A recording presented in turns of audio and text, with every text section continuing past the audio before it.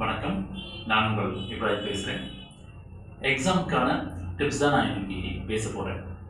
என்னென்னா, நிறைய குழந்தைகள் கேட்குற ஒரு கேள்வி என்னென்னா, எக்ஸாம் டைமில் போனால் மறந்து போயிடுது அப்படின்னு சொல்கிறாங்க. நல்லா ப்ரிப்பேர் பண்ணுறோம், ஆனால் எக்ஸாமில் போனால் மறந்து போயிடுது அப்படின்றாங்க.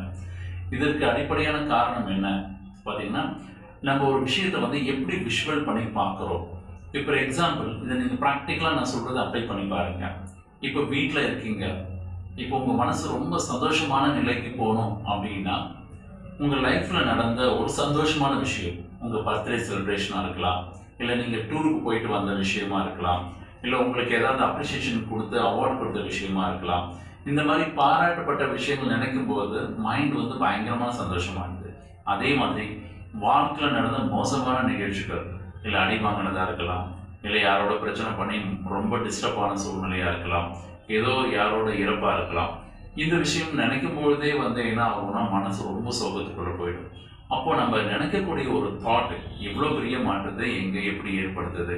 ஸோ அப்போ அதே மாதிரி தான் நீங்கள் வீட்டில் உட்காந்து ப்ரிப்பேர் பண்ணும்போது, இல்லை சாதாரணமாக கிளாஸில் ஒரு மிட்டம் டெஸ்ட் வைக்கும் போதோ, இல்லை ஒரு ஆஃபர்லி எக்ஸாம் வைக்கும் போதோ, அந்த எக்ஸாம் ஹாலில் இல்லை வீட்டில் உட்காந்து நீங்கள் ப்ரிப்பேர் பண்ணிவிட்டு நீங்கள் ரிட்டர்ன் எக்ஸாம் மாதிரி எழுதும்போது, உங்கள் மைண்டில் ஒரு எக்ஸாம் ஹாலில் உட்காந்து நான் இப்போ எழுதிட்டு இருக்கேன், இது எனக்கு ரொம்ப கம்ஃபர்டபுளாக இருக்குது, என்னால் பெஸ்ட்டாக இது நான் பண்ண முடியுது. அந்த எக்ஸாம் ஹாலுக்குள்ளே நீங்கள் போய் உட்காந்து எழுதக்கூடிய ஒரு விஷுவல் தாட், அந்த கற்பனைக்குள்ளே இருந்து நீங்கள் உங்கள் மைண்டை ப்ராக்டிஸ் பண்ணும்போது, ரியலிஸ்டிக்கான ஒரு எக்ஸாம் ஹாலில் போய் நீங்கள் உட்காந்து எழுதும்போது அது உங்களுக்கு சாதாரண விஷயமா மாறும்.